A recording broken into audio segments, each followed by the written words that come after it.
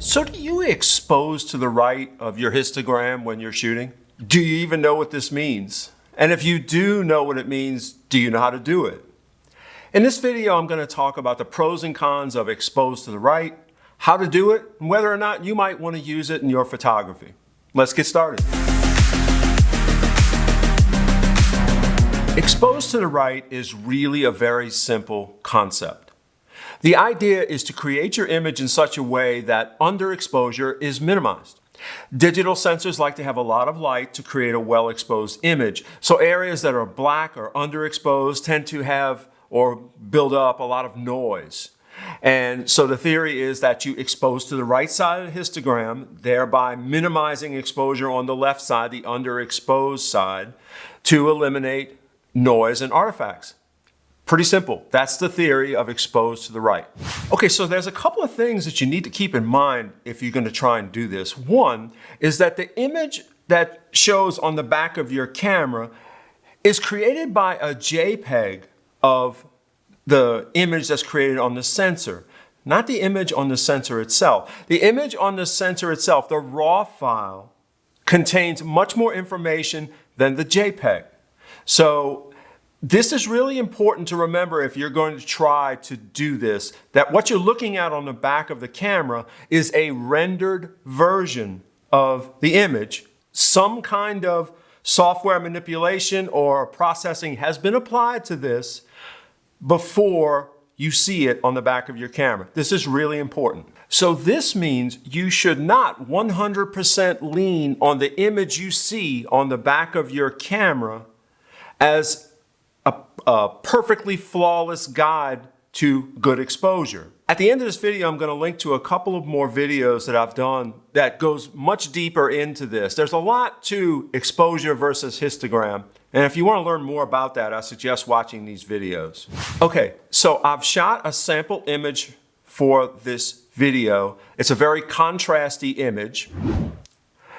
It's just of some flowers on my back porch, but I wanted a very contrasty image to show what this looks like from the photography point of view when you're shooting, what it looks like on the back of your camera. So the first view we're going to do is in a way that how I meter normally with my incident meter. So this is, if I was going to shoot this, this is how I would expose it. And we're going to look at how it looks on the back of the camera. And then we see a version of exposed to the right. The image exposure and the histogram, how it looks to you as you're shooting. Just for completeness, I've done a version that's exposed to the left, underexposed, so you can see how the image looks on the camera and how the histogram looks on the back of the camera. Once again, a reminder, remember, when you look at a histogram on the back of your camera, it is created from a rendered JPEG from the raw file that's had some software processing done to it. It's not the raw file. Well, what do you do about that? So what we're going to do is I'm going to bring these files into Lightroom now and look at the raw files. When we look at the raw files, you can see the full result of exposed to the right, exposed in your normal way, underexposed. You can see the pros and cons of manipulating the final image, whether or not you do have more or less range and what you can do with it and achieve the look you want. Okay, so I've brought the three images into Lightroom. The first one here is exposed in my normal way with my incident light meter. I chose a very contrasty image because it'll really test the system. We've got a lot of contrast here, as you can see from the histogram. The histogram says it's slightly underexposed. It's hard to find. I'm going to click on the blacks here. And no black areas are really showing up. I'm sure a couple of them are there. But the thing to notice is there is exposure from under to over, but not over. Okay, here is our image that is technically exposed to the right. It's about one stop more exposed than the last image. It is exposed to the right because, as you can see up here in the histogram, there is no underexposure. However, there is overexposure. And just for completeness, I did an underexposed, which would be an exposed to the left. This is significantly underexposed. So let's start with this one. If we were to try and restore this image, we'd have to first kick the exposure up quite a bit. I'm up a stop and almost over a stop and a half here just to get an equalized histogram. Now, I've still got some slight underexposure, not much. Let's compare this to the image that was exposed normally. Here's our normally exposed image, normally meaning my normally exposed image. So what I would not do with this, since I've got exposure all the way to the right, is I would not crank the exposure slider. What I typically do is bring up shadows a little bit and bring up the blacks a little bit more in the shadows. Okay, now this image looks much more like the image I saw than this. In order to have a histogram that's even close to the same, what you'll see is I can't make it the same because there's so much of this middle exposure from dragging up the exposure slider. You can't help it. I started with an underexposed image and I had to drag it up. It's never going to look like this image. This, you weren't there, but this image is a lot like how it looked. Now, let's go to the topic of this video, the exposed to the right.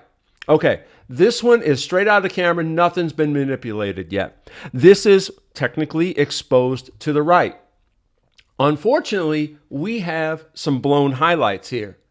That is the blown highlights exposed to the right. So what I would first do if this wasn't the only image I had to work with, I'd try and rescue the highlights. So let's see if we can do that. I'm bringing the highlights way down. I can't fully rescue them. There is still some slightly blown highlights, and there's quite a bit. Look how far back I had to bring that slider. Now the whole overall image is a little hot to my taste as to how it originally looked. I'm going to bring down the shadows. I'm going to bring down the blacks. Now, this is the exposed image normally as I did it. This is the exposed to the right. Significantly brighter, and you still have a little bit of the image that's blown. Whereas with this one, I could bring it up more if I wanted more middle tone, and I could bring up the blacks without anything going over.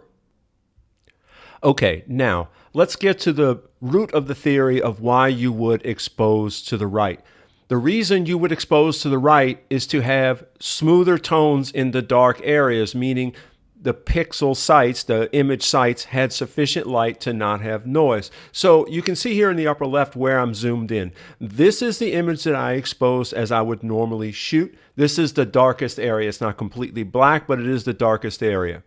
This is the same image exposed to the right. Is there a difference? I am at 300%. This is an image shot at ISO 100, so that's the best the camera can do. Is there a difference? Yeah, there is an absolutely slight difference that I can see a little tiny bit of noise right here. You probably can't even see it on the video. Now, does that prove anything? Not really. It doesn't really prove anything in terms of the theory other than, sure, you can minimize noise in the dark areas if you choose. But the question is, what about the overall image? How much are you sacrificing between these two images? This is more how it was. It was a very contrasty image. This is the exposed to the right brought down to, I guess, proper exposure. To me, if I had to look at this on the back of my camera, I would be thinking that I did something wrong and I needed to change my exposure. If I saw this on the back of my camera, this would tell me, okay, I'm seeing what I expect to see. This is what the image looked like when I was visualizing it. We've seen the pros and cons. We've seen the effects with the raw files. Where are we going with this? Well, for me, exposed to the right complicates my life when I'm shooting. Because when I'm shooting, I look at the back of the camera and exposed to the right always looks a little brighter, right? It has to, right? From the camera's perspective, it's a little bit overexposed. Well, that's kind of a problem for me because when I'm shooting a session, I'm moving really fast. And I need to know, yeah, I got it, or no, I don't. I have my own way of exposing that I've evolved over the years. And you should as well. You should evolve a system of exposure that you know the exposure is right without having to, in my opinion, fudge by exposing to the right. Your exposure system should take into account the range of your sensor, the range of your image. Proper exposure is a really deep subject. It goes far beyond what I've talked about in this video. For your next steps, if you'd like to learn more about it, check out the videos I've linked here. Until the next video, cheers.